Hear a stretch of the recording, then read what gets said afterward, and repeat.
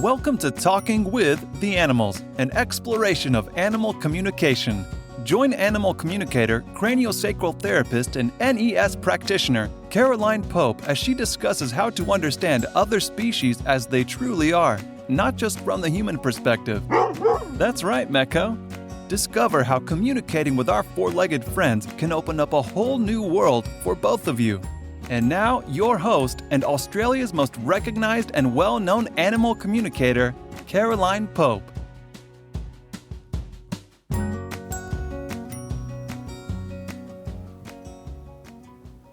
Hello and welcome to another episode of Talking with the Animals. I'm your host, Caroline Pope. Thank you for joining me. Now, today, because it's such a big topic and so many people have asked me about it, we're going to talk COVID puppies in inverted commas and basically the COVID dog syndrome, particularly here in Melbourne, and it is a problem not just Australia-wide but worldwide. People have got young or older dogs and now they're realising that now that they're out of lockdown that a dog's a lot of work, or that the dogs develop separation anxiety because people generally aren't home 24/7 the way they have been during COVID. Now, the best way to really help your dog is to work out why. We really need to look at ourselves. First of all, why you got a dog in COVID. Now, you may well have had dogs before, old dog died, new puppy. But if this is your first time dog, or you haven't had a dog for several years, and you chose to get a dog during COVID, why? Because being blunt, it wasn't for the dog. It was for you to get your needs met for companionship. And I'm not saying that's a bad thing. It's not. But you've chosen to take on a dog for the family, for the kids, for yourself, whatever. And we've all spent an awful lot of time at home. And quite a few of us have been fairly restricted in where we can walk our dogs and how often we can see them. Now that lockdown is over and people are starting to go back to work, they seem to have an awful lot of fairly unrealistic expectations of their dogs. If you've been working from home, plus being at home pretty much 7 days a week, chances are the only time that your dog's been left alone is when you've gone shopping. Now, people are expecting the dog to be perfectly happy by itself for 8 to 10 hours a day. And when they do get home, they're often too tired to walk the dog. If you're still working from home several days a week, and some people are choosing to, start putting the dog outside, or if you're in an apartment, in another room for a couple of hours whilst you're working. Start separating now, not waiting and then doing 8 hours. That's unfair on the animal. Start looking now at how you can start separating. If you've got a backyard, dog in the backyard for a couple of hours. If you're in an apartment or it's bucketing down rain, in another room. So, and ignoring the dog, not continuously touching it and fussing and so forth. Try and minimize the amount of interaction for a couple of hours a day because you're not going to be there soon. As always, I always recommend the Jan Fennell DVD, The Dog Listener, because separation anxiety is simply because of the signals you are inadvertently giving the dog that the dog's in charge. Now, I'm not talking about training, sit, drop, come or stay. It's not going to do anything. I'm talking about leadership. Leadership is eye contact or lack thereof, who goes through the door first, where the bowl is, all the ways that dogs interact with each other rather than humans interact with dogs. And when you have leadership, not training, it will help the separation anxiety. But it's also something you need to work with. And you need to work on yourself first and foremost. The amount of people that put on so-called dog TV or they have their security cam/dog cam. Now, don't get me wrong, they really do have their place. If it means you've got an epileptic dog and you can continuously check on it and then film if it's having a seizure for your vet, yeah, they're an absolute godsend. But for people that are continuously checking into their dog every minute of the day to see what their dog's doing, stop and have a bloody good hard look at yourself. That is not about the dog, that's about you. And in the same way, how can you expect your dog to be calm and relaxed at home if every time it tunes into you, you're doing a major panic and checking your dog cam rather than working? You need to be sending the dog the signals that you're calm and happy and expect it to be calm, happy and relaxed at home. Another big area of contention is dog parks. Personally, I will never take my dog to a dog park. I hate them. Most dogs are not under control and many dogs are very, very stressed. They're supposed to be under effective voice control. I would say less than 3% are. I would also say 70% of dog people in dog parks have no concept of what's natural play and what's bossing or inappropriate interaction, and probably 50% of them have no idea where their dog is. They're too busy talking to others or having their coffee, so I steer clear of them. But if your dog has been on lead only and has not been able to have much interaction with other dogs due to COVID, the worst thing you can do is take it to a dog park. That would be like taking a kid that's never ever been with other children and throwing it in amongst a couple of hundred kids and go, it'll be right, let it sort itself out. Completely unfair, unrealistic. You are overwhelming the dog. Start small and controlled. Find other non-reactive dogs and walk them together on lead. Start using places like snuffle gardens. Get your dog to use its nose. That will also release endorphins. Then ultimately wind up at a friend's place with a dog you know well that plays appropriately, and build up gradually from there. And make sure your recall is 100% rock solid before you take your dog to a dog park. If your dog doesn't come every time it's called, it shouldn't be out in the wide world. There's too many chances of it getting hurt, getting hit by a car, etc., etc. And quite often you'll see another dog approaching that's potential issues. How many people have had dog attacks? You hear of them in the park.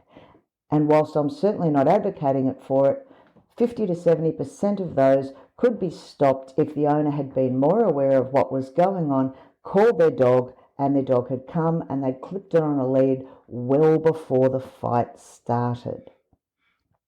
And be realistic. See the world from your dog's perspective. It's a huge, huge change for the dog as well as for you. And for these people that turn around and say, oh, I'm too tired. Sorry, doesn't cut it. You might be tired when you get home from work. You've changed. The dog has not. The dog is the same dog it was 4 weeks ago when you were working from home and you loved it. So you have the discipline to get up early, to go out, walk it before you go, and again when you get back. Make the time for the interaction. You don't find the time, you make the time. There's the world of difference. And it's the same with children. Please, the amount of parents that I have seen that have gone, oh, I'm too tired, the kids are home from school, they can walk the dog. COVID puppies stressed, puppies, not being used to being on its own, it's wired. Young children, they are not, or even teenagers a lot of the time, they are not strong enough or aware enough to control the dog. I saw a particularly nasty potential incident a couple of weeks back. I was walking my own dog and it was a young man. He would have been 13, 14, maybe 15, with a staffy. Nice kid, trying very hard. But Staffy wasn't social, for some reason didn't like the look of my Soplanonac, and was really lunging and carrying on. Now this dog was on a harness. He did not have the strength to hold it, and he was being dragged across the road. Now that is not the dog's fault. That is not the child's fault. That is 100% the adult's fault for being irresponsible. So have a look at that and look at the people around you. COVID is unusual. God only knows, we hope we don't have anything like this again. There will not be what we call normal for a while. Let's all be completely realistic about this. But what you can do is try to perceive things from the dog's perspective. The more you can look at life from the way your dog sees things, forget you for a moment, have a look at it from the dog's perspective. I've been in the yard less than half an hour a day without mum, or dad, or kids, family, whoever. I am now on my own 7 or 8 hours a day. It's a huge adjustment. And of course, keep in mind too, the treats and food that you feed your dog. If you're choosing to feed rubbish and goodos and smackos and dentist sticks and all these things, they're all chock full of chemicals that will actually react with many dogs' brains. It's literally like feeding a hyperactive kid red cordial. Those sorts of things, and a lot of people will leave treats for their dogs. Be aware, if you're doing so, of the quality of the treat, what it's doing to the dog's brain, and also the insect life. A lot of people like to leave bones for their dogs, and I've already seen 2 nearly anaphylactic wasp bites this year. So be aware. If you're leaving your dog outside and it's wasp season, don't leave a bone out there. Wasps love them, and dogs will naturally snap at a wasp. And if you're not around, it's going to be ugly. It's probably going to be a vet bill. So be aware and try to see things from the dog's perspective and try to send the right signals. Never underestimate the importance of that. Put yourself in a room for 5 minutes, do an attempted meditation, and just shut your eyes and think of you going to work and how you feel when you're driving or sitting on public transport, depending on how you get to work, or walking, whichever, and then how you feel about the dog. Monitor your thoughts when you imagine yourself at your desk and lunchtime. Are you worried about the dog? Are you continuously checking the monitor?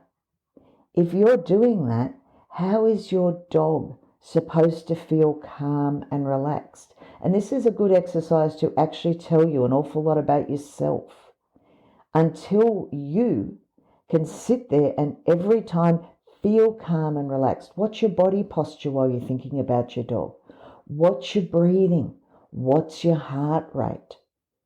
The more you can calm that and think of your dog being calm and relaxed whilst you're at work, while you're feeling calm and relaxed while you're at work, the better. And one final note, as we're now able to interact more and welcome people back to our home, also be aware your dog has probably not been used to having a lot of visitors. And just because you're used to your family, particularly young children, 12 months, they'll have grown a lot. Babies may not have been in the house before.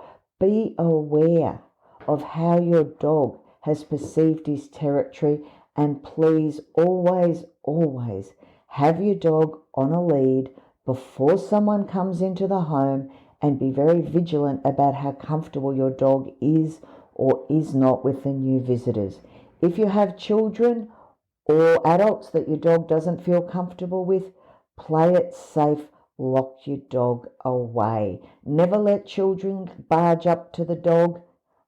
Allow them to call the dog, and if the dog doesn't want to come, put the dog out, put the dog in another room, keep everyone safe. Just because 12 months ago or 6 months ago your dog was happy and content with having someone in the home does not mean they will now. They will have changed the way we have all changed during the lockdowns and during COVID.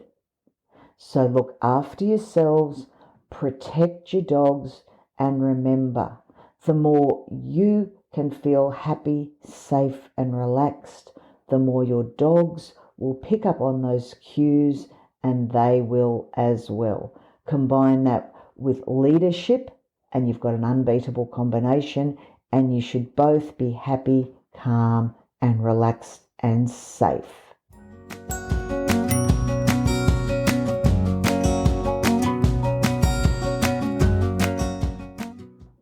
Thank you for listening to this episode of Talking with the Animals.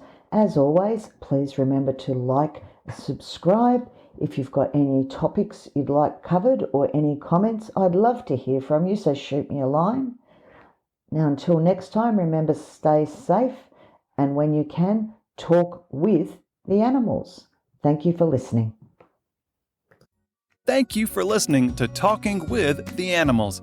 To learn more about Caroline and the services she provides, visit caroline-pope.com. You can also find her on Facebook at Caroline Pope Animal Communicator, CST, and NES Therapy. Are you ready to change the way you see your world and the animals in it? Well, we know his answer. Don't forget to subscribe, and see you next time.